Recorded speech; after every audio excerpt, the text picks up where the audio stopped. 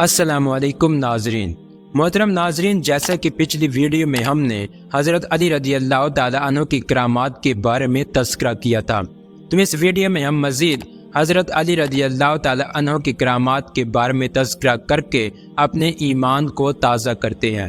تو اس ویڈیو کو آخر تک ضرور دیکھیے گا اور ہمارے اس چینل کو بھی سبسکرائب کر دیجیے گا۔ محترم ناظرین، ایک مرتبہ امیر المومنین حضرت علی رضی اللہ تعالیٰ عنہ اپنے دونوں شہزادوں حضرت امام حسن اور حضرت امام حسین رضی اللہ تعالیٰ عنہ کے ساتھ حرم کعبہ میں حاضر تھے کہ وہاں دیکھا کہ ایک شخص خوب رو رو کر اپنی حاجت کے لیے دعا مانگ رہا ہے۔ آپ رضی اللہ تعالیٰ عنہ نے حکم دیا کہ اس شخص کو میرے پاس لاؤ۔ اس شخص کی ایک کروٹ چونکہ فالج زدہ تھی، لہٰذا وہ زمین پر گھسٹتا ہوا حاضر ہوا۔ آپ رضی اللہ تعالیٰ عنہ نے اس کا واقعہ دریافت فرمایا تو اس نے عرض کی، یا امیر المومنین، میں گناہوں کے معاملے میں نہایت بے پاک انسان تھا۔ میرے والد محترم جو کہ نیک صالح مسلمان تھے، وہ مجھے بار بار ٹوکتے اور گناہوں سے روکتے تھے۔ ایک دن والد ماجد کی نصیحت سے مجھے غصہ آ گیا اور میں نے ان پر ہاتھ اٹھا دیا۔ میری مار کھا کر وہ رنج و غم میں ڈوبے ہوئے حرم کعبہ میں آئے اور انہوں نے میرے لیے بد دعا کر دی۔ اس دعا کے اثر سے اچانک میری ایک کروٹ پر فالج کا حملہ ہو گیا اور میں زمین پر گھسٹ کر چلنے لگا۔ اس غیبی سزا سے مجھے بڑی عبرت حاصل ہوئی اور میں نے رو رو کر والد محترم سے معافی مانگی۔ انہوں نے شفقت سے مغلوب ہو کر مجھ پر رحم کھایا اور مجھے معاف کر دیا۔ پھر فرمایا، بیٹا چل، میں نے جہاں تیرے لیے بد دعا کی تھی، اب تیرے لیے صحت کی دعا مانگوں گا۔ چنانچہ ہم باپ بیٹے اونٹنی پر سوار ہو کر مکہ معظمہ آ رہے تھے کہ راستے میں یک اونٹنی بدک کر بھاگنے لگی اور میرے والد ماجد اس کی پیٹھ پر سے گر کر دو چٹانوں کے درمیان آ کر وفات پا گیا۔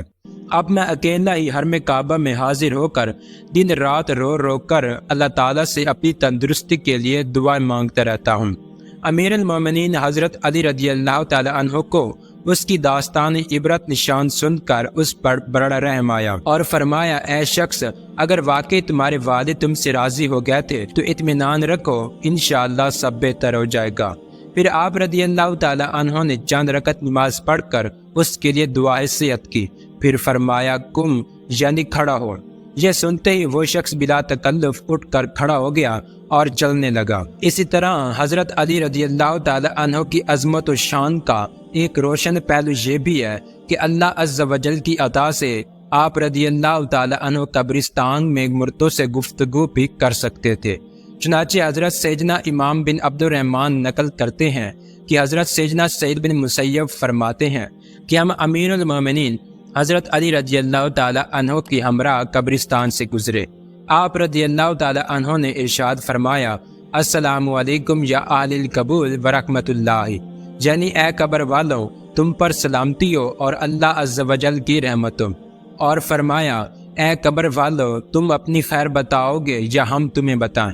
سیدنا سعید بن مسیب فرماتے ہیں کہ ہم نے قبر سے وعلیکم السلام ورحمۃ اللہ وبرکاتہ کی آواز سنی اور کوئی کہنے والا یہ کہہ رہا تھا، یا امیر المومنین، آپ ہی خبر دے دیجئے کہ ہمارے مرنے کے بعد کیا ہوا۔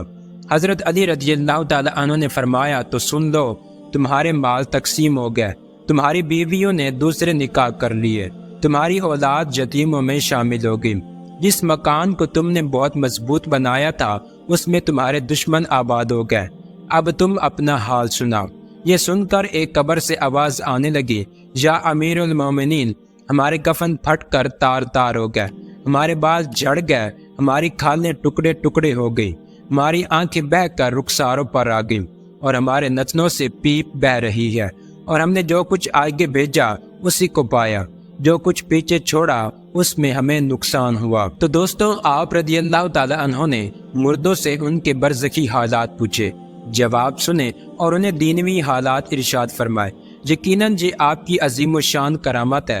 نیز اس روایت میں ہمارے لیے عبرت بھی ہے کہ جو شخص دنیا میں رہتے ہوئے اپنے عقائد و اعمال کو نہ سدھارے گا، دنیا کی خواہشات کے جال میں پھنس کر آخرت سے غافل رہے گا، اس کی قبر اس کے لیے سختیوں کا گھر بنے گی اور یہ دنیا کی بے جا فکریں اور خواہشات اس کے کسی کام نہ آئیں گی، بلکہ صرف دنیا کا مال اکٹھا کرنے کی فکر میں لگا رہنے والا اور پھر اسی حال میں مر کر اندھیری قبر کی سیڑھی اتر جانے والا اپنے دنیا کے مال سے کوئی فائدہ نہ اٹھا پائے گا۔ لواحقین ورثہ اس کے مال پر قبضہ بلکہ حصول مال کے لیے جھگڑا کر کے اپنی اپنی راہ لیں گے۔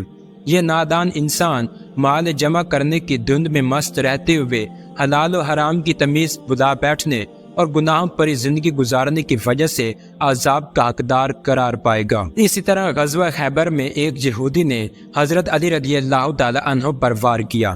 اسی دوران آپ رضی اللہ تعالی عنہ کی ڈھال گر گئی تو آپ رضی اللہ تعالی عنہ آگے بڑھ کر قلعے کے دروازے تک پہنچ گئے اور اپنے ہاتھوں سے قلعے کا پھاٹک اکھاڑ دیا اور کواڑ کو ڈھال بنا لیا۔ وہ کواڑ آپ رضی اللہ تعالی عنہ کے ہاتھ میں برابر رہا اور آپ رضی اللہ تعالی عنہ لڑتے رہے، یہاں تک کہ اللہ عز و جل نے آپ رضی اللہ تعالی عنہ کے ہاتھوں خیبر کو فتح فرمایا۔ یہ کواڑ اتنا وزنی تھا کہ جنگ کے بعد 40 آدمیوں نے مل کر اٹھانا چاہا تو وہ اس کو اٹھانے میں کامیاب نہ ہو سکے۔ اسی طرح حضرت علی رضی اللہ تعالی عنہ بےحد پیکر عمل اور اخلاص کے مالک تھے۔ ایک مرتبہ حضرت علی رضی اللہ تعالی عنہ نے جہاد میں ایک کافر کو پچھاڑا اور اسے قتل کے ارادے سے اس کے سینے پر بیٹھے۔ اس نے آپ رضی اللہ تعالی عنہ پر تھوک دیا۔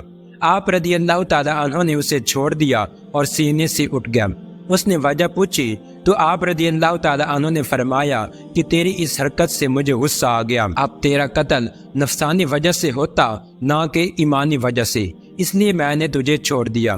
وہ آپ رضی اللہ تعالی عنہ کا یہ اخلاص دیکھ کر مسلمان ہو گیا۔ اسی طرح حضرت سیدنا ابی صالح رحمۃ اللہ علیہ سے مروی ہے کہ ایک مرتبہ حضرت امیر معاویہ رضی اللہ تعالی عنہ نے حضرت سیدنا درار رضی اللہ تعالی عنہ سے فرمایا کہ میرے سامنے حضرت علی رضی اللہ تعالی عنہ کی خوبیاں بیان کیجیے۔ حضرت درار رضی اللہ تعالی عنہ نے عرض کی کہ امیر المومنین حضرت علی رضی اللہ تعالی عنہ کے علم و عرفان کا اندازہ نہیں لگایا جا سکتا۔ آپ رضی اللہ تعالی عنہ اللہ کے معاملے میں اور اس کے دین کی حمایت میں مضبوط ارادے رکھتے تھے، فیصلہ کن بات کرتے اور انتہائی عدل و انصاف سے کام لیتے۔ آپ رضی اللہ تعالی عنہ کی ذات منبع علم و حکمت تھی۔ جب گفتگو کرتے تو زبان مبارک سے حکمت و دانائی کے پھول جھڑتے، دنیا اور اس کی رنگینیوں سے وحشت کھاتے، رات کے اندھیرے میں عبادت الہی سے مسرور ہوتے۔ اللہ کی قسم آپ بہت زیادہ رونے والے، دور اندیش اور غم زدہ تھے۔ اپنے نفس کا محاسبہ کرتے، کھردرا اور موٹا لباس پسند فرماتے اور موٹی روٹی کھاتے۔ اللہ عز و جل کی قسم روب دبدبا ایسا تھا کہ ہم میں سے ہر ایک آپ رضی اللہ تعالی عنہ سے کلام یعنی بات کرتے ہوئے ڈرتا تھا۔ حالانکہ جب ہم حاضر ہوتے تو ملنے میں حضرت علی رضی اللہ تعالی عنہ خود پہل کرتے، اور جب ہم سوال کرتے تو جواب ارشاد فرماتے اور ہماری دعوت قبول فرماتے۔ جب مسکراتے تو دندان مبارک ایسے معلوم ہوتے جیسے موتیوں کی لڑی ہو۔ آپ رضی اللہ تعالی عنہ پرہیزگاروں کا احترام کرتے، مسکینوں سے محبت فرماتے، کسی طاقتور یا صاحب دولت کو اس کی باطل یعنی بیکار آرزو میں امید نہ دلاتے۔ کوئی بھی کمزور شخص آپ رضی اللہ تعالی عنہ کی عدالت سے مایوس نہ ہوتا، بلکہ اسے امید ہوتی کہ مجھے جہاں انصاف ضرور ملے گا۔ اللہ عز و جل کی قسم میں نے دیکھا کہ جب رات آتی تو آپ رضی اللہ تعالی عنہ اپنی داڑھی مبارک پکڑ کر زاروں قطار روتے اور زخمی شخص کی طرح تڑپتے۔ میں نے آپ رضی اللہ تعالی عنہ کو یہ فرماتے ہوئے سنا کہ اے دنیا، تو نے مجھ سے منہ موڑ لیا ہے، یہ ابھی تک میری مشتاق رکھتی ہے۔ اے دھوکے باز دنیا، جا تو کسی اور کو دھوکہ دے، میں تجھے 3 طلاقیں دے چکا ہوں۔ تیری عمر بہت کم اور تیری آسائشیں اور نعمتیں انتہائی حقیر ہیں اور تیرے نقصانات بہت زیادہ ہیں۔ ہائے سفر، آخرت نہایت طویل ہے، زاد راہ بہت قلیل اور راستہ انتہائی خطرناک اور پیچدار ہے۔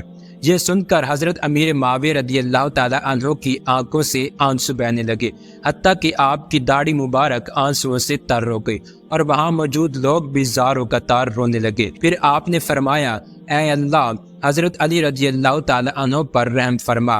اللہ کی قسم وہ ایسے ہی تھے۔ تو دوستوں، حضرت علی رضی اللہ تعالی عنہ کی بے شمار کرامات ہیں، لیکن ہم نے چند ایک ہی آپ کے سامنے رکھی۔ تو امید کرتا ہوں کہ آپ کو یہ کرامات بہت پسند آئی ہوں گی۔